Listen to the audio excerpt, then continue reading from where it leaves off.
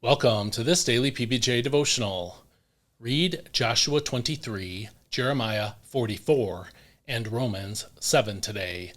This devotional is about Joshua 23. A long time after the Lord had given Israel rest from all the enemies around them, when Joshua was old and well along in years, he summoned all Israel, including its elders, leaders, judges, and officers. "I am old and well along in years," he said, "and you have seen everything that the Lord your God has done to all these nations for your sake, because it was the Lord your God who fought for you.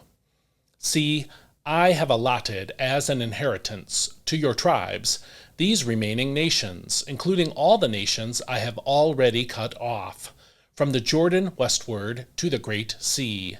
The Lord your God will push them out of your way and drive them out before you, so that you can take possession of the land as the Lord your God promised you. Be very strong then, so that you can keep and obey all that is written in the book of the law of Moses, not turning aside from it to the right or to the left. So you are not to associate with these nations that remain among you. You must not call on the names of their gods or swear by them, and you must not serve them or bow down to them. Instead, you shall hold fast to the Lord your God as you have done to this day. The Lord has driven out great and powerful nations before you, and to this day no one can stand against you. One of you can put 1,000 to flight, because the Lord your God fights for you just as he promised. Therefore, watch yourselves carefully, that you love the Lord your God. For if you turn away and cling to the rest of these nations that remain among you, and if you intermarry and associate with them, know for sure that the Lord your God will no longer drive out these nations before you. Instead, they will become for you a snare and a trap, a scourge in your sides, and thorns in your eyes, until you perish from this good land that the Lord your God has given you.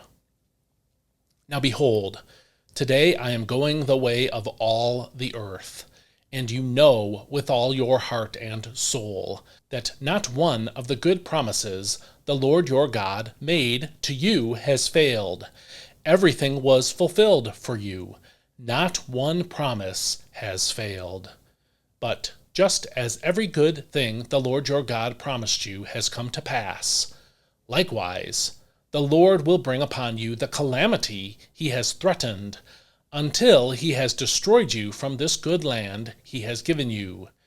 If you transgress the covenant of the Lord your God, which he commanded you, and go and serve other gods and bow down to them, then the anger of the Lord will burn against you, and you will quickly perish from this good land he has given you.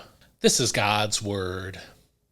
People are social creatures, and that means that we're drawn to conform to whatever the people around us are doing. We conform to others for two reasons. First, we conform to others so that they'll accept us. Acceptance by others comforts us. It makes us feel like we belong. We also conform to what others are doing secondly, because of what is called social proof. And social proof means that if enough people are doing something, we feel confident that that thing is the right thing to do.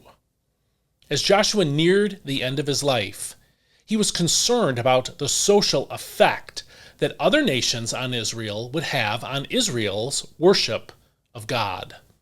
In verse 6, he urged the people to be obedient and dedicated to God's law. In verse 7, he warned them not to associate with those nations that remain among you. He said, "Do not invoke the names of their gods or swear by them. You must not serve them or bow down to them." And again, that's verse 7, and that quote is from the NIV. Joshua knew that associating with these nations would cause Israel to reject the Lord and turn to idols. verses 12 through 13 spelled out the consequences that would follow if they, and this is a quote from that passage, if they intermarry with them and associate with them, they will become snares and traps for you, whips on your back and thorns in your eyes, until you perish from this good land which the Lord your God has given you. And that gruesome passage is from verse 13 in the NIV. Israel's history played out exactly like Joshua warned that it would right here. Their example reminds us to be careful about our associations. While we should not isolate ourselves from unbelievers, we also should not become too comfortable among unbelievers. Their beliefs, their lifestyles, and their outlook on life will create social pressure on us to turn away from obedience to the Lord. Our natural human desire to be accepted will wage war against the desire to become holy like God is. And the social proof aspect will tempt us to minimize the differences between God's will for us and the lifestyles of those around us. Isolation is not the will of God for us, because the Lord wants us to love unbelievers and to use our social influence to gain a hearing for the gospel. But the Bible tells us and reminds us not to love this world either, because it is corrosive to spiritual growth. This passage warns us and reminds us to be careful about how we're being influenced by those around us who don't know the Lord. So think about your closest friends, the people that you spend time with.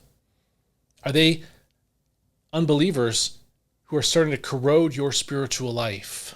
And do you have believers in your life who are a strong spiritual influence for good and for discipleship and for following the Lord in obedience? Think about these things today, and I'll see you next time. May God bless you. I hope you have a great day today.